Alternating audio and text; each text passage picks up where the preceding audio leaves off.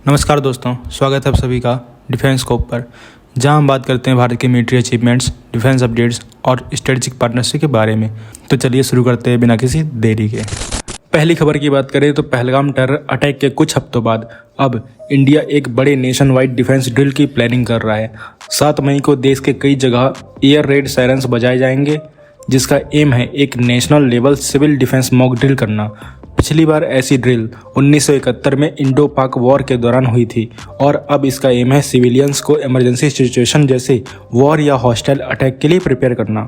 ये mock drill 250 से ज़्यादा जगहों पर होंगी, जिसमें 33 स्टेट्स और यूनियन टेरिटरीज शामिल हैं, जैसे दिल्ली, आंध्र प्रदेश, आसाम, छत्तीसगढ़, चंडीगढ़, उत्तराखंड, वेस्ट बंगाल और Goa. Ministry of home affairs ने 5 मई को स्टेट गवर्नमेंट को एक डायरेक्टिव दिया है कि वो सिविल डिफेंस ड्रिल के लिए तैयारी शुरू कर दें, ताकि पब्लिक सेफ्टी और वॉर रेडीनेस इंश्योर की जा सके। मॉक ड्रिल के दौरान एयर रेड वार्निंग सायरन्स बजाए जाएंगे, जिससे एक अटैक का सिमुलेशन होगा। इंडियन एयरफोर्स के साथ हॉटलाइन और रेडियो कम्युनिकेशन लिंक्स एक्टिवेट की जाएंगी, जिससे कोऑर्डिनेशन का टेस्ट हो सके।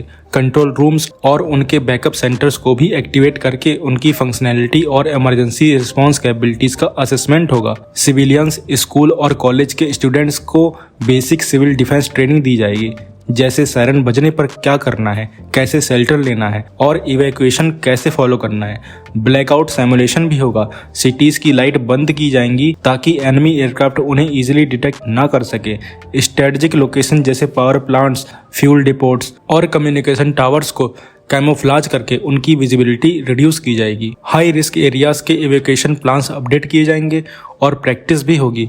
पब्लिक शेल्टर्स जैसे बंकर्स और ट्रेंचेस को क्लीन करके रेडी किया जाएगा। सिविल डिफेंस सर्विसेज जैसे wardens, fire services, rescue teams और डिपोट मैनेजर्स को मोबाइलाइज किया जाएगा, ताकि उनकी प्रिपेयरनेस टेस्ट हो सके।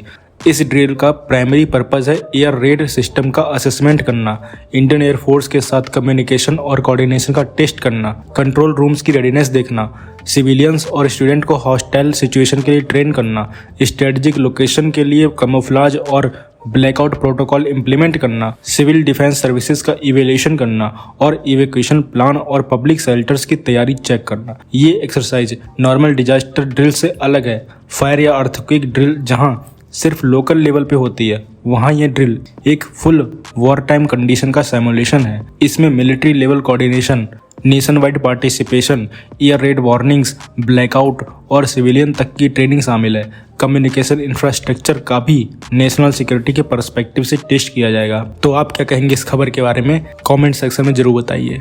अगली खबर की बात करें तो इंडियन एयरफोर्स ने अपने फ्यूचर एयर सुपीरियरिटी प्लान को लेकर एक नया कदम उठाया है।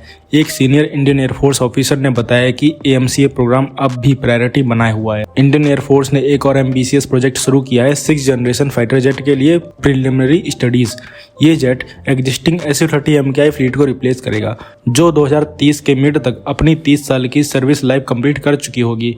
ऑफिसर के मुताबिक इंडियन एयरफोर्स चाह रहा है कि 2030 तक एयरक्राफ्ट के लिए डिटेल्ड स्पेक्स डिफाइन किए जाएं, जिसमें ट्वाइस द रेंज और पेलोड कैपेसिटी हो as compared to AMCA। Target है कि 2040 तक इसका प्रोटोटाइप तैयार हो जाए।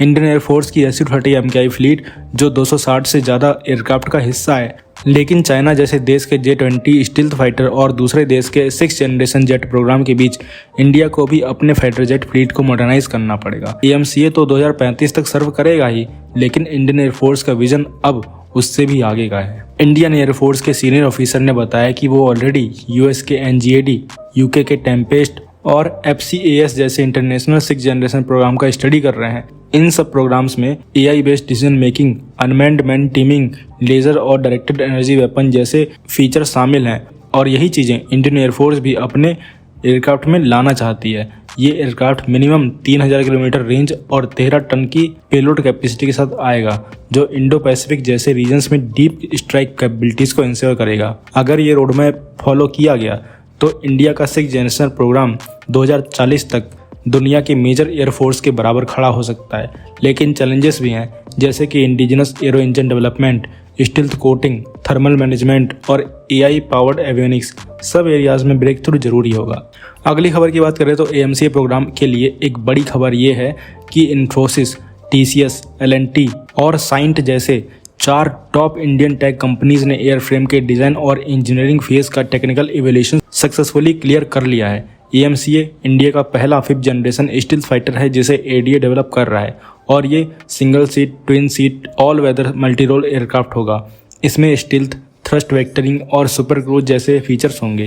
ये कंपनीज जो ट्रेडिशनली IT और इंजीनियरिंग सर्विसेज के लिए जानी जाती हैं, अब डिफेंस मैन्युफैक्चरिंग के कोर में आने जा रही हैं। इन्फोसिस की एरोस्पेस में पहले भी बोइंग और एयरबस के साथ एक्सपोजर रहा है।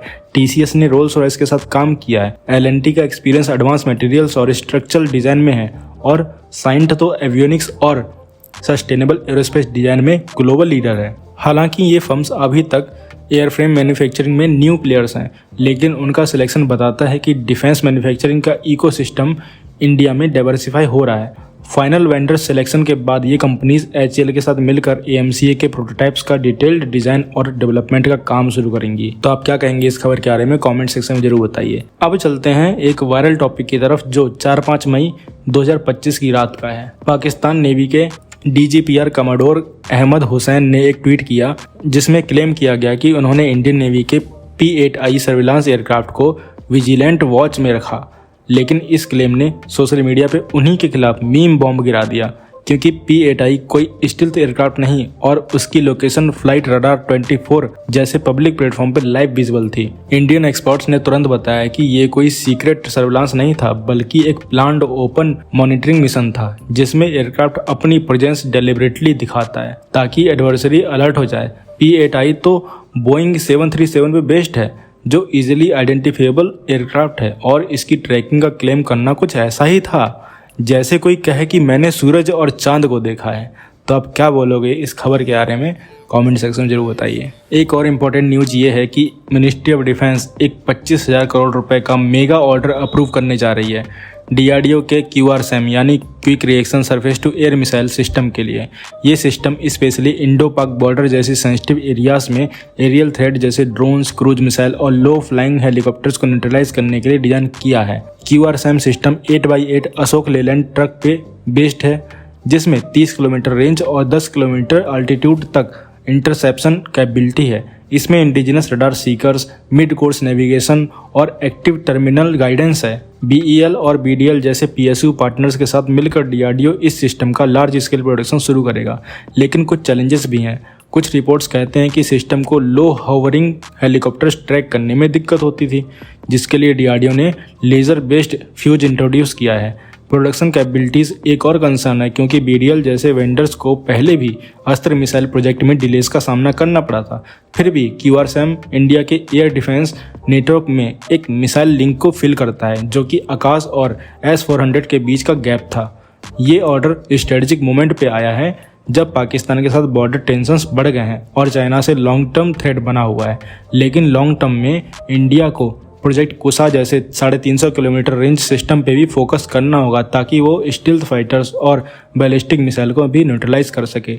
तभी इंडियन एयरफोर्स का एयर डिफेंस कंप्लीट और फ्यूचर रेडी बन सकेगा। तो आप क्या कहोगे, आपकी क्या राय है, आप क्या सजेशन है इस खबर पे कमेंट सेक्शन में जरूर बताइए। तो दोस्तों ये थी आज की डिटेल्ड अपडेट्स हमारे भारत के डिफेंस और इंटरनेशनल स्ट्रेटजीज के बारे में। अगर आपको ये वीडियो इन्फॉर्मेटिव लगा हो तो लाइक करें, शेयर करें और चैनल को सब्सक्राइब करना ना भूलें। आपका सपोर्ट हमें और बेहतर कंटेंट बनाने के लिए मोटिवेट करता है।